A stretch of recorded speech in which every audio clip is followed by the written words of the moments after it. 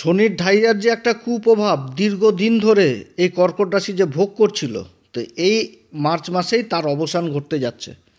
29শে March Shanidev রাশি পরিবর্তন করার সাথে সাথেই কর্কট রাশির জীবন থেকে ঢাইয়ার অবসান ঘটছে। তো শনির ঢাইয়ার এই শেষ মাস, এই মার্চ মাস কর্কট রাশির কেমন যাবে এই বিষয়ে আজকে বিশেষ আলোচনা করব। কোন দিক থেকে সাবধানে থাকতে হবে, শরীর স্বাস্থ্য, প্রেম ভালোবাসা, দাম্পত্য জীবন, কর্মজীবনে ভাগ্য কীরকম সহায়তা পাবে, সব কিছুই তুলে ধরব। তো যাই হোক, আলোচনাটি শুরু করার প্রথমে সমস্ত দর্শক বন্ধুদের নমস্কার জানাচ্ছি এবং বিশেষ অনুরোধ করব সেই সমস্ত দর্শক বন্ধুদের যারা বহুদিন ধরে আমাদের অনুষ্ঠান দেখেন অথচ সাবস্ক্রাইব করেননি, তাদের কাছে বিশেষ অনুরোধ করব চ্যানেলটি সাবস্ক্রাইব করার জন্য, এই অ্যাস্ট্রো এস এম বাংলা চ্যানেলকে। যদি আজকের অনুষ্ঠানটি ভালো লাগে তাহলে লাইক, শেয়ার, কমেন্ট অবশ্যই করবেন। তবে আমি দর্শক বন্ধুদের কোনো রকম বিভ্রান্তের মধ্যে রাখতে চাই না। এটা গ্রহদের গোচর সম্পর্কেই আলোচনা করছি, কারো কোনো ব্যক্তিগত কুষ্টি ধরে আলোচনা নয়। আর নাম রাশি কিংবা চন্দ্র রাশি অনুসারে এর ফলাফলটা দেখবেন। তো কর্কট রাশির ক্ষেত্রে গ্রহদের অবস্থান হচ্ছে এরকম। রাশির তৃতীয় ঘর যেটা কন্যা রাশি, এই ঘরে কেতু অবস্থান করছে, সূর্যের নক্ষত্র উত্তরা ফাল্গুনিতে। রাশির অষ্টম ঘর যেটা হচ্ছে কুম্ভ রাশি, এই ঘরে সূর্যের সাথে শনি অবস্থান করছে, আর সূর্য 15 তারিখে আবার পরিবর্তন হয়ে যাবে। আর সূর্য আর শনি তো অবস্থান করছে দেবগুরু বৃহস্পতির নক্ষত্রে, আর 4 তারিখ থেকে সূর্য আবার দেবগুরু বৃহস্পতির নক্ষত্র পূর্বা ভাদ্রপদে চলে আসবে। রাশির যেটা নবম ঘর যেটা হচ্ছে মীন রাশি, এই ভাগ্যের ঘরে রাহু, শুক্র এবং বুধ এই 3টি গ্রহ অবস্থান করছে এবং তিনটি গ্রহই আবার অবস্থান করছে শনির নক্ষত্র উত্তরা ভাদ্রপদে, এবং বুধের এখানটাতে নীচভঙ্গ হচ্ছে। আর রাশির যেটা একাদশ ঘর, লাভের ঘর, যেটা হচ্ছে বৃষ রাশি, এই ঘরে দেবগুরু বৃহস্পতি অবস্থান করছে, তাও আবার চন্দ্রেরই নক্ষত্র রোহিণী নক্ষত্রে মার্গী অবস্থায় রয়েছে। তাহলে এই কর্কট রাশি যথেষ্ট বলবান কিন্তু এই সময়, যেহেতু দেবগুরু চন্দ্রের নক্ষত্র অবস্থান করছে। আর রাশির যেটা দ্বাদশ ঘর যেটা হচ্ছে মিথুন রাশি, বায়ুতত্ত্ব রাশি, এই ঘরে আবার মঙ্গল অবস্থান করছে। মঙ্গল তো অগ্নিতত্ত্ব, তো দ্বাদশ ঘরে অবস্থান, তো মঙ্গলের অবস্থানটা ভালো না, কিন্তু যে নক্ষত্রটা পেয়েছে দেবগুরু বৃহস্পতির নক্ষত্র, পুনর্বসু নক্ষত্র, এই নক্ষত্রটা ভালো। তো যাই হোক, এইরূপ গ্রহদের অবস্থান এই মার্চ মাসে থাকছে। কর্কট রাশির ক্ষেত্রে সবথেকে বড় জিনিস হচ্ছে যে এই মার্চ মাসে শনির ঢাইয়ার অবসান হচ্ছে, যেটা বিগত 2.5 বছর ধরে চলে আসছিল, যে জ্বালা যন্ত্রণা, একটা মানসিক অশান্তি, কোনো কাজ করতে গেলেই আগে বাধা পিছন দিক থেকে সরে না, মানে এত বাধা পেয়েছে। তো এবার কিন্তু এই বাধার অবসান ঘটছে, একটা ভালো সময় আসতে যাচ্ছে কর্কট রাশির ক্ষেত্রে। এবং গ্রহদের বর্তমান যে অবস্থান সেটাও কিন্তু যথেষ্ট ভালো অবস্থান এই কর্কট রাশির জন্য। তো কর্কট রাশির যদি শরীর স্বাস্থ্য নিয়ে সবার প্রথমে বলি, তাহলে বলবো যে মঙ্গল যেহেতু দ্বাদশ ঘরে অবস্থান করছে, এটা কিন্তু ভালো না। কারণ মঙ্গল দ্বাদশ ঘরে, এই পঞ্চম ঘরের অধিপতি আর কর্মের ঘরের অধিপতি দ্বাদশ ঘরে অবস্থান করছে, আর দৃষ্টি দিচ্ছে পুরুষার্থ পরাক্রমের ঘরে। তো নিজের শরীর স্বাস্থ্যের দিকে যথেষ্ট খেয়াল রাখতে হবে, খাওয়া দাওয়ার দিকে যথেষ্ট খেয়াল রাখতে হবে। মঙ্গল কিন্তু এই রক্তের কারক, রক্ত জিনিসটাকে মঙ্গল থেকে দেখা হয়। তো রক্তজনিত যারা সমস্যায় ভুগছেন তারা কিন্তু বিশেষ সাবধান, এদিকে খেয়াল রাখতে হবে। এবং দ্বাদশ ঘরে মঙ্গল তো হচ্ছে সেনাপতির তো শরীর সবসময় ফিট রাখতে হয়, যার জন্য শরীর চর্চা কিন্তু বিশেষ প্রয়োজন রয়েছে এই কর্কট রাশির। শরীর চর্চা করতে হবে, যোগ ব্যায়াম, প্রাণায়াম, এই সমস্ত কিছু করা যথেষ্ট ভালো এই কর্কট রাশির ক্ষেত্রে। এবং খাওয়া দাওয়াটা সময় মতো করতে হবে, না তো একটা কিন্তু ক্লান্তির ছাপ থাকবে। আর কর্কট রাশি যদি শিক্ষার ক্ষেত্রে বলি, তাহলে শিক্ষার দিকেও এই পঞ্চম ঘর কিন্তু হচ্ছে এই বৃশ্চিক রাশি, এরও অধিপতি হচ্ছে মঙ্গল, দ্বাদশ ঘরে অবস্থান করছে। তবে দেবগুরু বৃহস্পতির নক্ষত্র একাগ্রতার ব্যাপার বুঝাচ্ছে, কারণ যে পুনর্বসু নক্ষত্র বিশেষ আলোচনা করেছি এর আগে বহুবার, একাগ্রতার প্রয়োজন রয়েছে। তো এইখানটাতে যারা উচ্চ শিক্ষার্থী, যারা বিদেশে যাওয়ার চেষ্টা করছেন, তাদের কিন্তু যাত্রা হবে। শিক্ষার ব্যাপারে পিতামাতাদের আবার এই সময়কালে খরচাপাতিও বিশেষ বৃদ্ধি পাবে। পিতামাতাদের সন্তানের উচ্চশিক্ষার ব্যাপারে যথেষ্ট খরচাপাতি বৃদ্ধি পাবে। নবম ঘরে রাহু অবস্থান করছে, রাহুর দৃষ্টি কিন্তু আবার রাশির উপর পড়ছে। তো যেরকম উচ্চশিক্ষা জিনিসটাকেও বুঝাচ্ছে, সেরকম কিন্তু ব্যয় জিনিসটাকেও বুঝাচ্ছে, যে পঞ্চম ঘরের অধিপতি আবার মঙ্গল ব্যয়ের ঘরে অবস্থান করছে।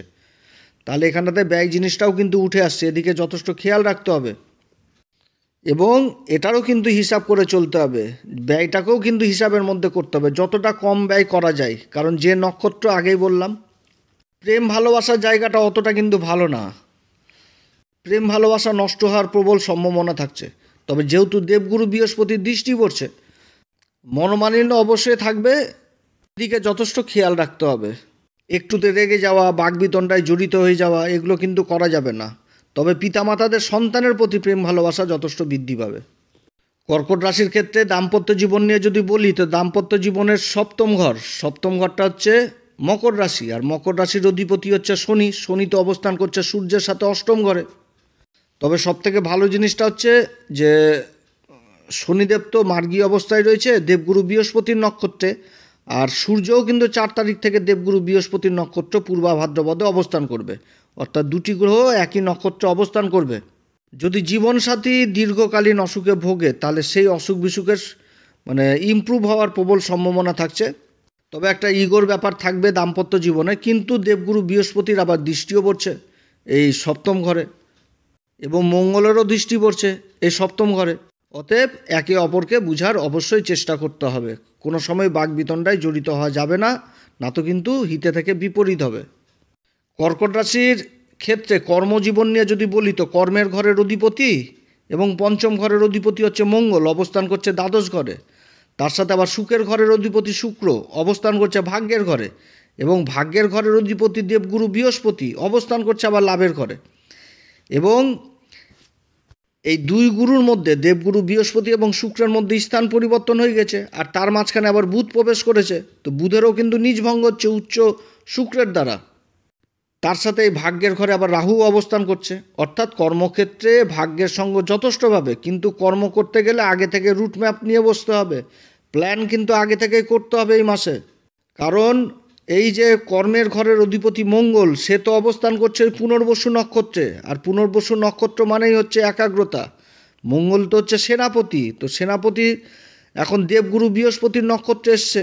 তো এখানটাতে তো জ্ঞানের ব্যাপার রয়েছে, একাগ্রতার ব্যাপার রয়েছে। তো কর্মক্ষেত্রে অবশ্যই একাগ্রতা নিয়ে আসতে হবে। কোনো রকম একটুতে অধৈর্য হয়ে যাওয়া চলবে না, বাকবিতণ্ডায় জড়িত হওয়া চলবে না। কোনো কাজ করতে গেলে প্ল্যান মাফিকই করতে হবে।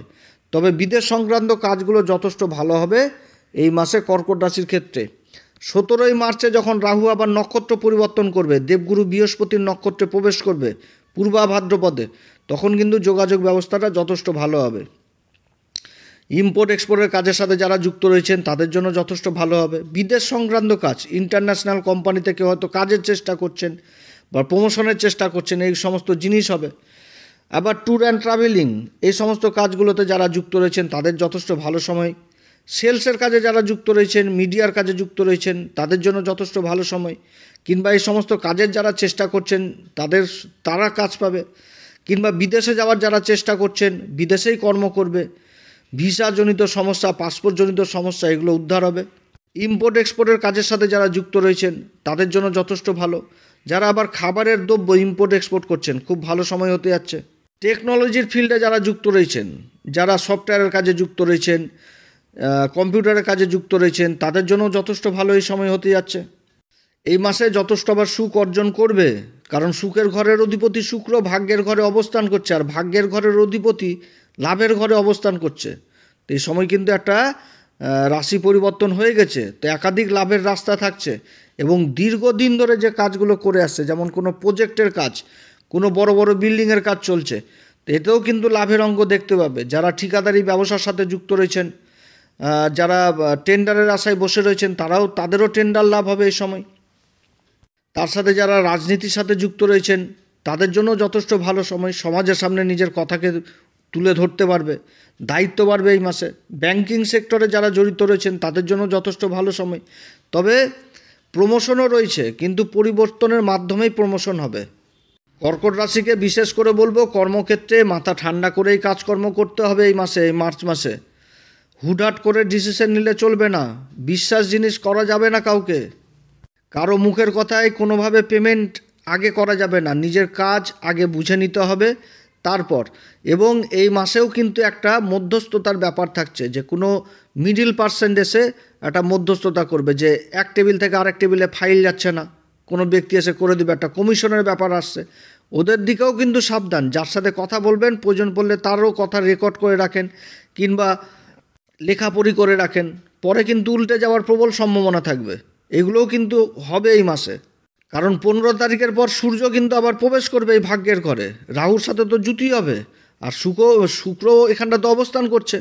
তাহলে কি হচ্ছে, মাঝখান থেকে আবার সুখটাও নষ্ট হবে, যার জন্য কাউকে এই সময়কালে বিশ্বাস করাই যাবে না। আগে নিজের কাজ বুঝে নাও তারপর, এবং একটা স্থান পরিবর্তনও থাকছে।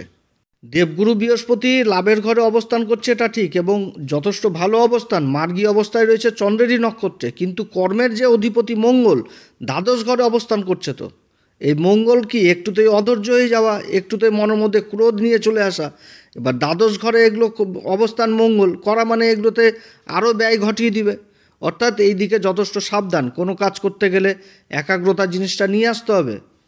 যোগাযোগের ঘরে প্রায় প্রত্যেকটি গ্রহেরই দৃষ্টি পড়ছে তৃতীয় ঘরে, এবং তৃতীয় ঘরেতে কেতু অবস্থান করছে। কেতু থাকছে তো আবার সূর্যের নক্ষত্র উত্তরা ফাল্গুনিতে, তো মঙ্গলের চতুর্থ দৃষ্টি কেতুর উপরে পড়ছে, আবার দেবগুরু বৃহস্পতির দৃষ্টি পড়ছে কেতুর উপরে।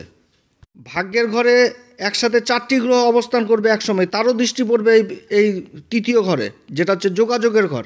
তো যোগাযোগের ঘরটা অ্যাক্টিভ থাকছে, কিন্তু তো কেতু অবস্থান করছে।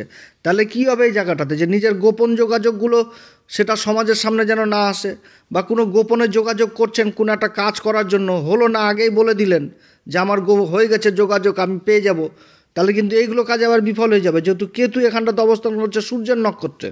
এদিকে কিন্তু আবার যথেষ্ট খেয়াল রাখতে হবে যে গোপন যে কাজগুলো করা হবে, যে গোপনে কাজগুলো করা হয়, সেই দিকে যতক্ষণ পর্যন্ত কর্ম হাসিল হচ্ছে না ততক্ষণ পর্যন্ত কারোর সামনে ঢাকঢোল পিটানো যাবে না। তো যাই হোক, এদিকে সাবধানতা বজিয়ে রাখতে হবে। কোনো কাজ করতে গেলে যেরকম একাগ্রতারও প্রয়োজন রয়েছে, সেরকম নিজের প্ল্যান কারোর সামনে শেয়ার করাও উচিত হবে না। এদিকে যথেষ্ট খেয়াল রাখতে হবে। আর এই সময়কালে কর্কট রাশি কোন উপাচার করবে, প্রত্যেক দিন হনুমান চল্লিশা, বজরংবাণ এগুলো পাঠ করবেন। এগুলো পাঠ করার আগে শ্রীরাম সীতার প্রণাম মন্ত্র করবেন, এবং গাই গরুর সেবা করবেন, গাই গরুকে খেতে দিবেন, সবুজ জাতীয় খাবার দিবেন, যথেষ্ট ভালো রেজাল্ট পাবেন। তো যাই হোক, অনেক কথা আলোচনা করলাম কর্কট রাশি সম্পর্কে। এরপরে আবার আসবে একটি নতুন পর্ব নিয়ে। যদি এই পরামর্শ সত্যিই ভালো লাগে তাহলে লাইক, শেয়ার, কমেন্ট এবং সাবস্ক্রাইব অবশ্যই করবেন। আপনারা সবাই ভালো থাকেন। এরপরে আবার আসবে একটি নতুন পর্ব নিয়ে। ঈশ্বর আপনাদের সবার মঙ্গল করুক। নমস্কার, ধন্যবাদ।